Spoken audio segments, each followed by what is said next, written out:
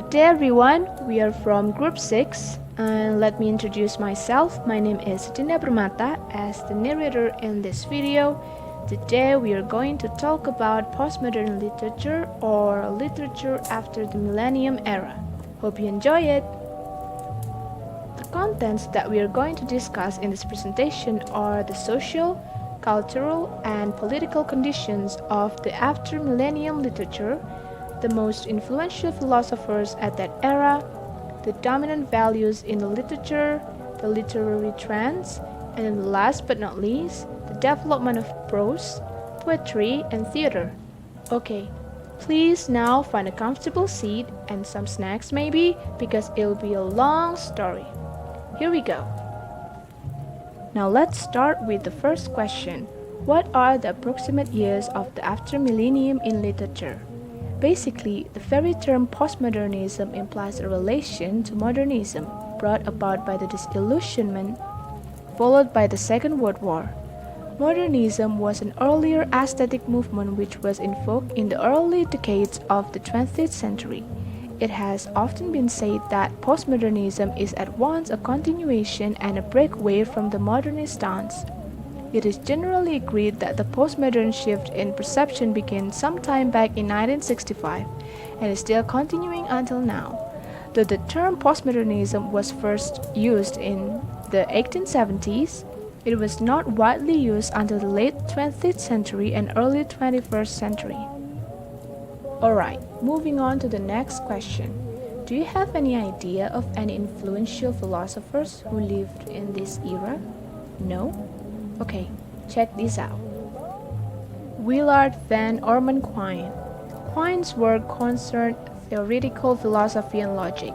His contributions are negligible in practical philosophy and his thought is remarkably consistent over the course of his long working life.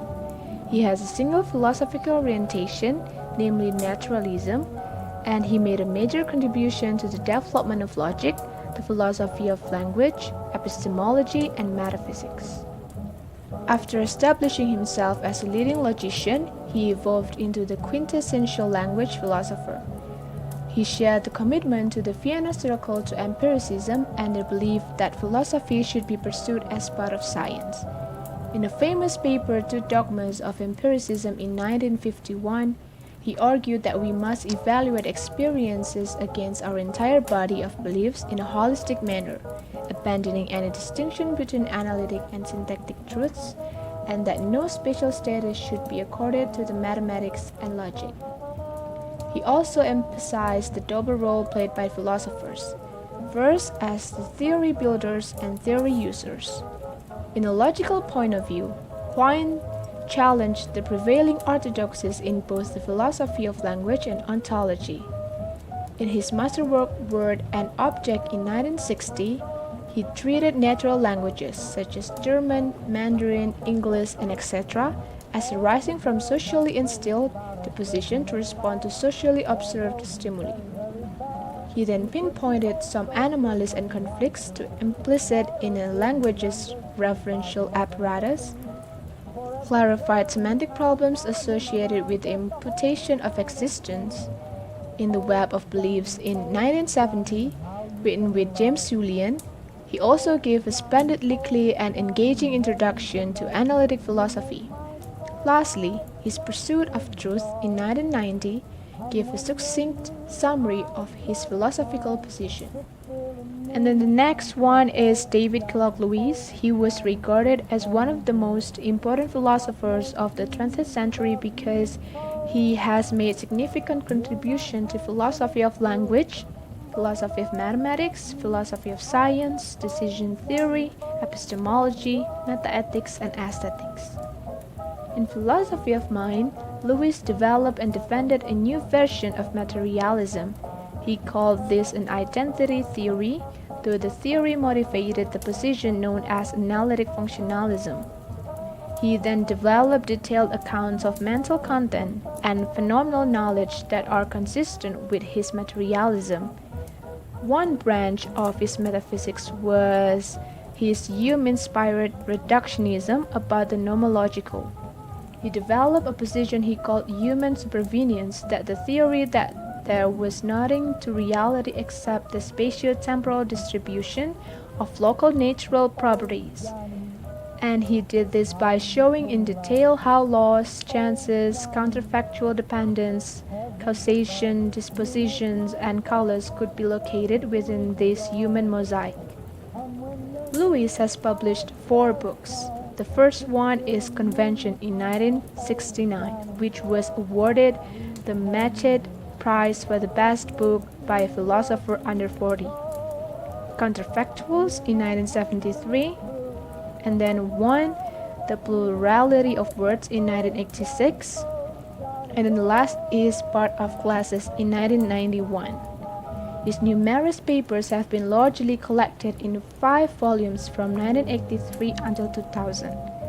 For thousands of philosophers around the world, Lewis embodied the best and most distinctive in the so-called analytic tradition in philosophy. The third philosopher is John Broadley Rawls. He is an American political and ethical philosopher, best known for his defense of egalitarian liberalism of his book A Theory of Justice in 1971. He is widely considered the most important political philosopher of the 20th century. In A Theory of Justice, Rawls defends a conception of justice as fairness. He holds that an adequate account of justice cannot be derived from utilitarianism because that doctrine is consistent with intuitively undesirable forms of government in which the greater happiness of a majority is achieved by neglecting the rights and interests of a minority. Reviving the notion of a social contract, Rawls argues that justice consists of the basic principles of government that free and rational individuals would agree to in a hypothetical situation of perfect equality.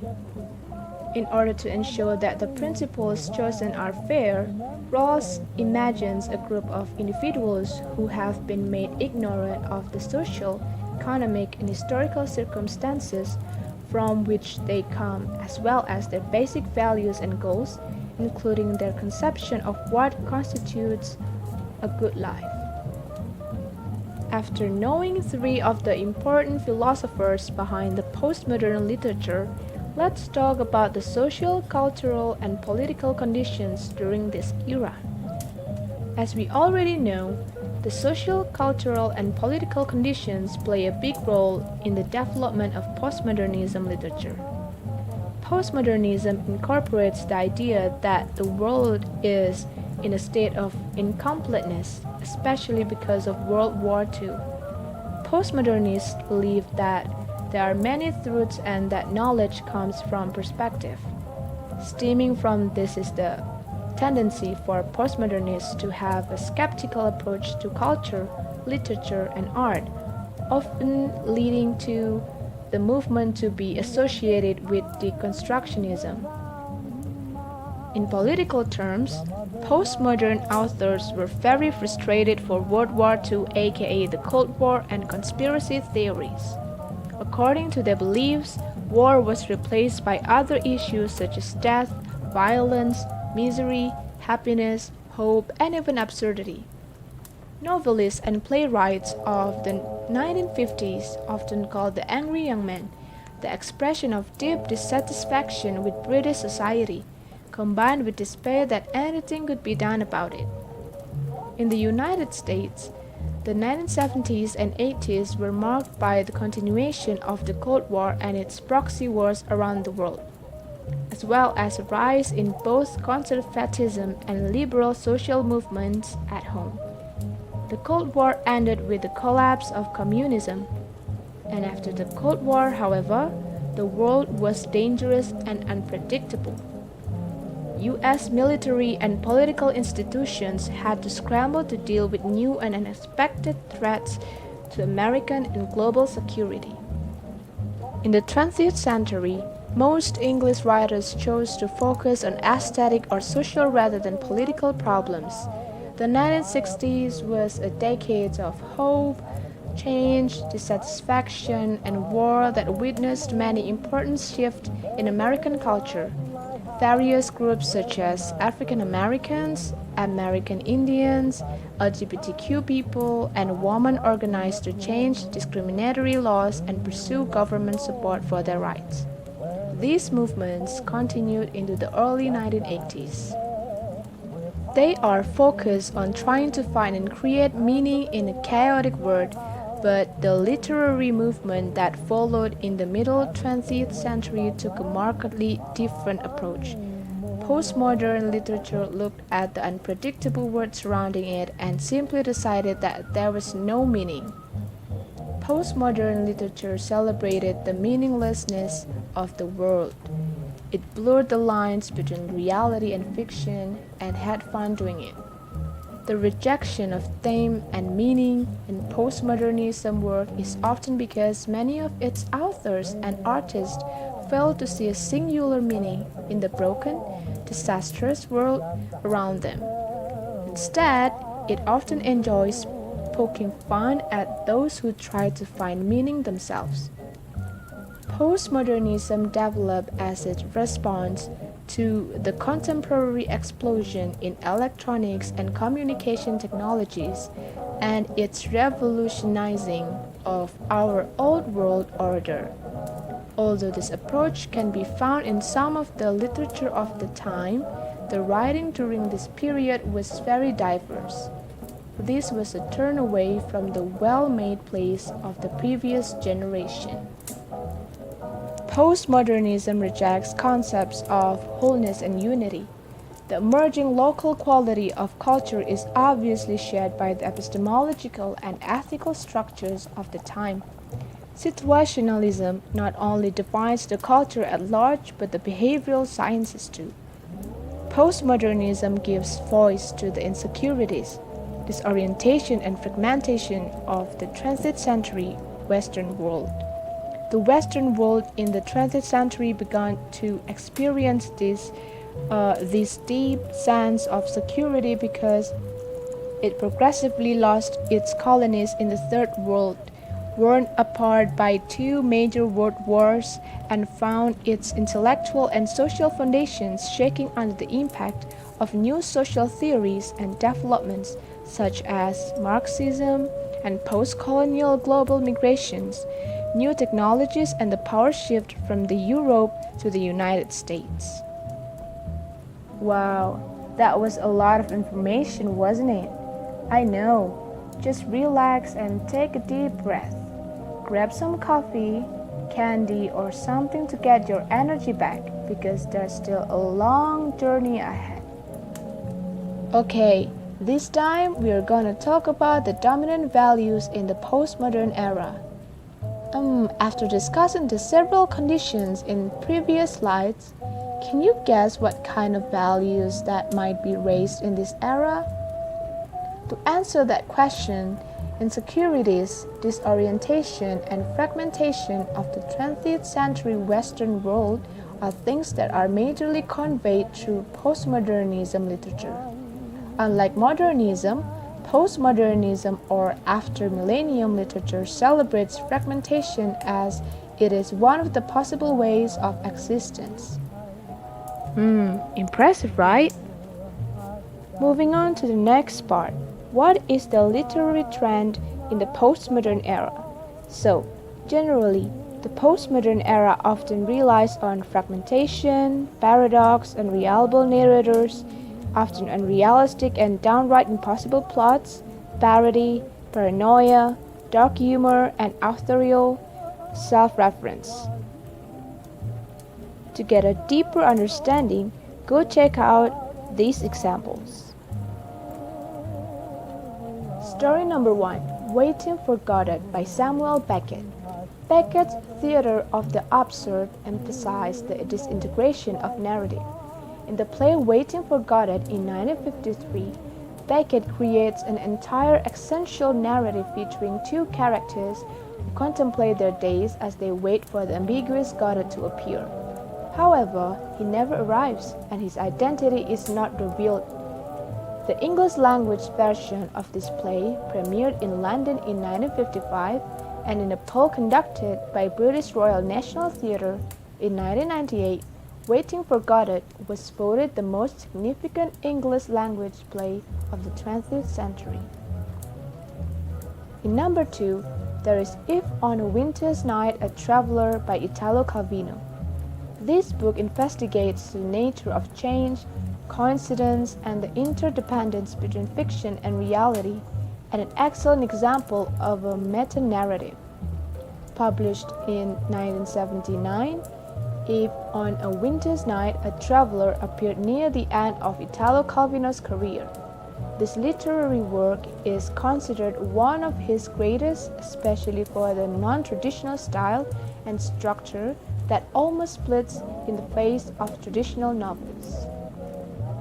In the third position, there is Catch-22 by Joseph Heller. The story is about Captain John Jossarian, an American bombardier stationed on a Mediterranean island during World War II, and chronicles his desperate attempts to stay alive.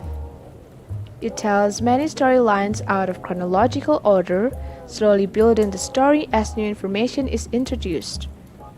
Heller also employs paradox, which is a literary device that contradicts itself but contains a plausible kernel of truth, and farce, a type of comedy in which absurd situations are stacked precariously atop one another to complicate the narrative further. Other than that, there are some other works that are also very popular in this era, such as 100 Years of Solitude in 1967 by Gabriel Garcia Marquez, The French Lieutenant's Woman in 1969 by John Fowles, and there's also Infinite Yachts in 1996 by David Foster Wallace, and many more. Okay, let's take a look at what we've been discussing lately. So, socio-cultural condition, check. Influential philosophers, check. Dominant value, check. Literary trends, check.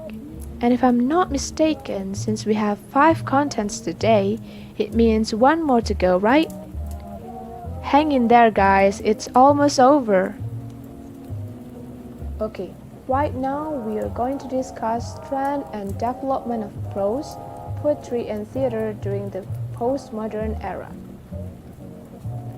Okay, now we're going to discuss trend and development of prose, poetry, and theater during the postmodern era. The post-trend and development. 70s and 80s were dominated by the scene at the end of the 20th century. In the 1960s, the experimental trend in the novel from 1950s led to new prose either based on stream of consciousness association, as in the works of Hugo Reis, Ivo Michels, and Paul de Wispelari, or consisting of introverted texts dwelling largely on the act of writing itself, as in the works of Willy Rockman and Daniel Rob Rex. In the 1970s, such writers as Herman de Konig and Roland Joris led a neo-realist reaction, which was followed by a neo-romantic revival, evident in the work of such writers as Eddie Van Field and Luc Groves. The poetry of Freddy de Vries, on the other hand, was more intellectual. Then, in the middle 1980s, a number of younger prose writers gained attention. They include Christian Hemrex, who wrote about loss and sexual tensions in an understudied manner, the more philosophical Pretticia, de Martellari, and the inventive as regards fiction, the writers who came to the fore. And the next is poetry trend and development. While classicism, realism, and romanticism all deal with the outside world, contemporary poetry in modern and postmodern, by contrast, is commonly a retreat into the writer's consciousness to make autonomous creations that incorporate diverse aspects of modern life in modernism, or freewheeling creations constructed of a language that largely points to itself in postmodernism. Features of poetry in postmodernism. First, there is iconoclasm, or that can be defined as the intentional desecration or destruction of works, especially those containing human figurations. Second is groundlessness, that offers a way into practical spirituality or a lens through which to view conflict, spiritual, interpersonal, social, global. And then the third is formlessness, and the last is populism or by the political movements. The examples of poetry in postmodernism are The Burden of the Park by John Asbury, Khrushchev is Coming on the Right Day by Frank O'Hara, and Wild Gardens Overlooked by Nightlights by Barbara Guest. The last is Theatre Trends and Development. In this material, we divide the period into 5 years. The first is in 1967. 1967 was when Broadway reinvented itself. And then second is 1970. 1970 was when body microphones and some electronic special effects began to develop and came on into widespread use in the 1970s. And today, any actor who has a speaking or singing solo part will have a body mic. And then the third is in 1987, the longest theater performance by an individual lasted for 110 hours, 46 minutes, achieved by Adrian Hilton when he recited the complete works of Shakespeare in a Berdathon at the Shakespeare Festival in London. And then next is in 1989, the Broadway industry launched onto the internet, in part with the support of the League of American Theaters and Producers and the American Theater Wing. It had the first internet service via a direct dial-up BSS or bulletin board system called Snowcall. And then in 1994 was the beginning of the Theater Corporation. Walt Disney Theatrical Productions was formed on February 8th, in 1993 to produce Beauty and the Beast, which opened in April at the Palace Theater on Broadway. There are 3 kinds of theater in the postmodern era. Basically, there are theater of cruelty, theater of absurd, and theater of fact. So, what is theater of cruelty? During the early 1930s, the French dramatist and actor Antonin Artaud put forth a theory for surrealist theater called the theater of cruelty. This form of theater is based on ritual and fantasy.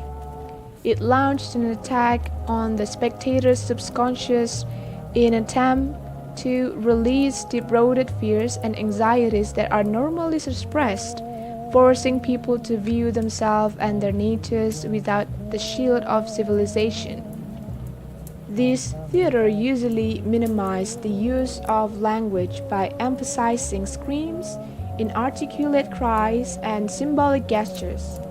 Then, in the 1960s, the theater of cruelty achieved a more tangible form and was particularly popular during that era, in part due to the success of Peter Brook's, in 1964, production of Peter Weiss' Smart or Sad for the Royal Shakespeare Company.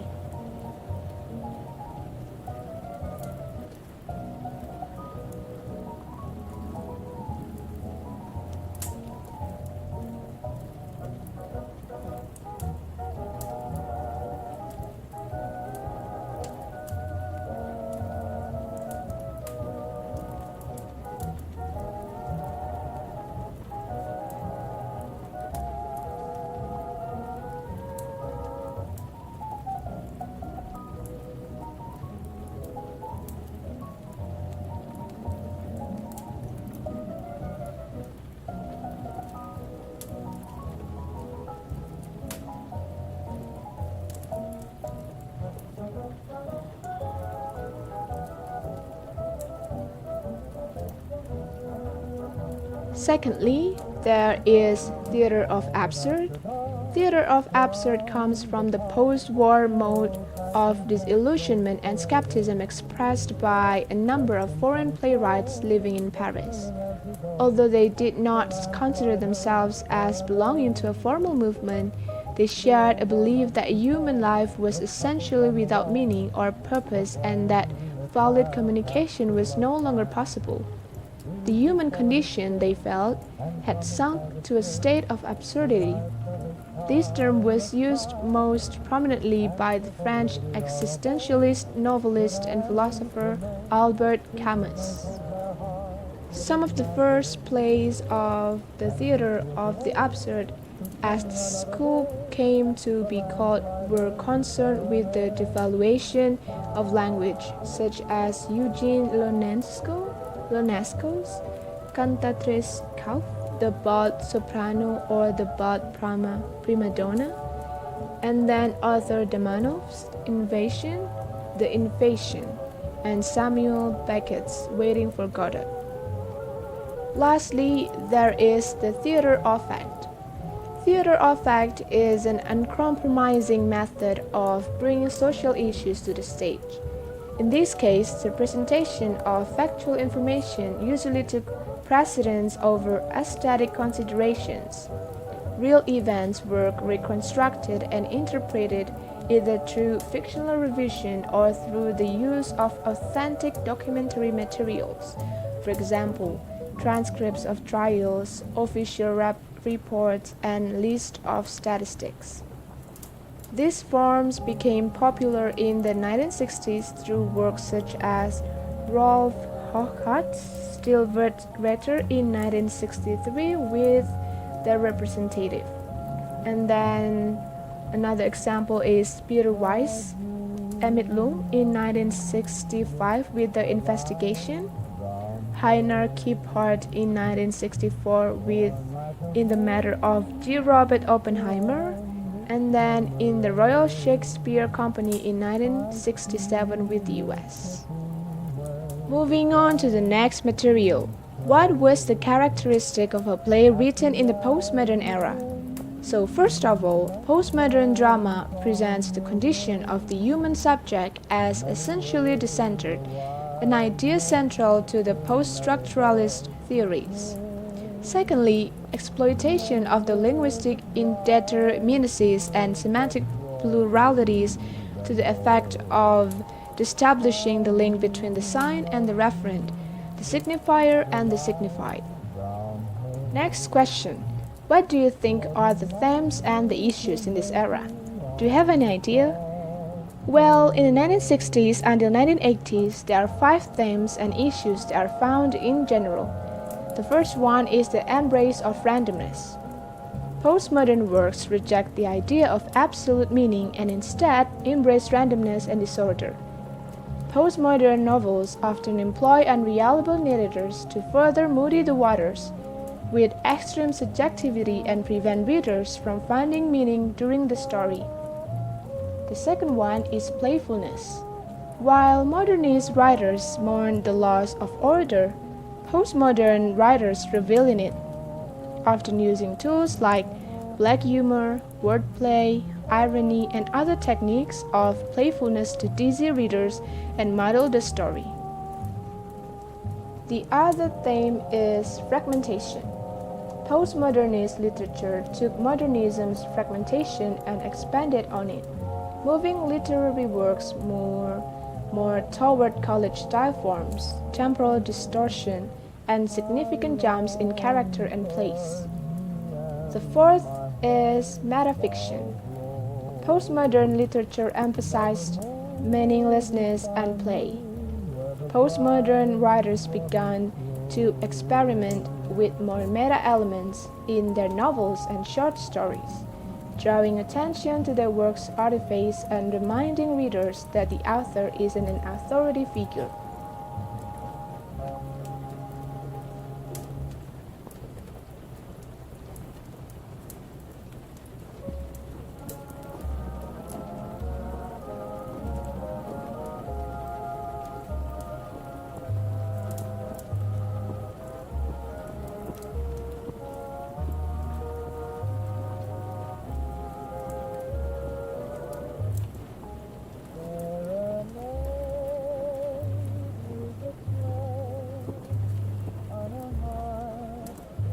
The last theme would be intertextuality. As a form of college-style writing, many postmodern authors wrote their works overtly in dialogue with other texts. The techniques they employed included pastiche, or imitating other authors' styles, and the combination of high and low culture, writing that tackles subjects that were previously considered inappropriate for literature. Now, let's go to the 2000s. In the 2000s, there are two themes that are often found. The first one is identity. With increasing globalization, intersection of cultures, and more focal discussions of women's rights and LGBT rights, identity has become a common theme in 21st century literature. For example, The Amazing Adventures of Cavalier and Clay by Michael Chabon. Then the second is technology. In this era, technology is more integrated into people's lives than ever before. Dreams of what technology could potentially help people become and anxieties regarding the damage of humanity as a result of technology can be seen in the 21st century literature. For example, there are books about biotechnology helping people with disabilities, such as Machine Man by Max Berry.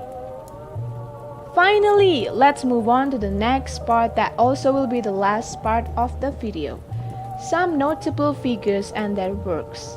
As the title says, we will talk about some notable figures that will be divided into two respective years. They are the late 20th century in 1965 until 2000 and 21st century in 2001 up until now. So let's begin with 20th century in 1965 until 2000. The first notable figure that I'll discuss is Raymond Carver, who was born in 1938 and died in 1988. Perhaps we can say that the most influential fiction writer to emerge in the 1970s was Raymond Carver. He was another realist who dealt with blue-collar life, usually in the Pacific Northwest. He has some powerful collections of stories such as What We Talk About When We Talk About Love in 1981 and Cathedral in 1983. What We Talk About When We Talk About Love, it mainly talks about a haunting meditation on love, loss, companionship, and finding one's way through the dark. The second writer that we will talk about from this era is Robert Stone. Robert was born in 1937 and died about 6 years ago in 2015. He was another strong male-oriented writer in a realist mode who emerged from the 1960s counterculture. His book Dog Soldiers in 1974 was a grimly downbeat portrayal of the drugs and Vietnam generation. His book A Flag for Sunrise in 1981 was a bleak and radiant political novel set in Central America. Stone focused more on the spiritual malaise of his characters other than their ordinary life. He wrote a lean, furious Hollywood novel in Children of Light in 1986 and captured some of the feverish, apocalyptic atmosphere of the Holy Land in Damascus Gate. Do you like horror movies? If you do, you absolutely know this person. Yes, he is Stephen King. He's the one who wrote the book It. You're right, the one with the silly, scary clown. He's the specialist for horror, supernatural fiction, suspense crime, science fiction, and fantasy novels. He has sold more than 350 million copies of books, and many have been adapted into films, television series, miniseries, and comic books. Some of his popular works are It, yeah, you know, It, 1986, The Shining in 1977, Pet Sematary in 1983, Doctor Sleep in 2013. And if you are a horror movie fan, I bet you better see the movie though. They are very good. Next, we will talk about the famous and notable writers from the year 2001 up until now. The first writer is a famous British writer, J.K. Rowling. Joanne Rowling, better known by her pen name J.K. Rowling, is a British author, philanthropist, film and television producer, and screenwriter. She is best known for writing the Harry Potter fantasy series and some crime fiction stories, albeit under a pen name. Some of her outstanding works are Harry Potter in 1997, Fantastic Beasts in 2001, The Casual Vacancy in 2012, and The Book in 2020. The second writer is another amazing writer of young adult fiction, Riordan. Who doesn't know about him and his famous mythological series Percy Jackson? It started when his son asked him to tell bedtime stories involving Greek gods, and a few years later he made those outstanding works of mythological stories. Once he related all the myths he knew, Riordan began making up stories, and the idea for Percy Jackson was created. Some of his works are Percy Jackson series in 2005, The King Chronicles in 2010, and then the Heroes of Olympus series in 2010, the Magnus Chase series in 2016, and the Trials of Apple in 2016. And the last figure that I'll mention is Dan Brown. Dan is an American author who wrote well-researched novels that centered on secret organizations and had intricate plots.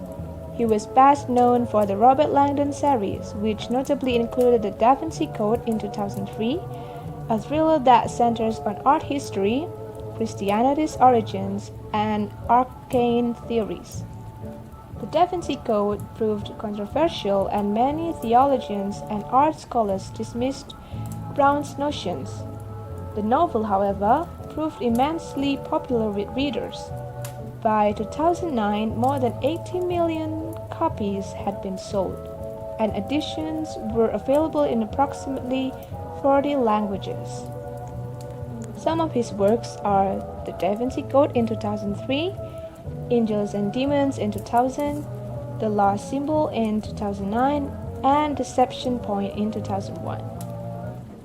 Wow, it's been a long story, right? Well, I think this is the end of the video's presentation. I hope you enjoy it. I personally would like to thank all of the viewers who have been watching this video from the beginning up until now. We really appreciate your patience and kindness. So yeah, thank you guys, and see you in the next video. Bye!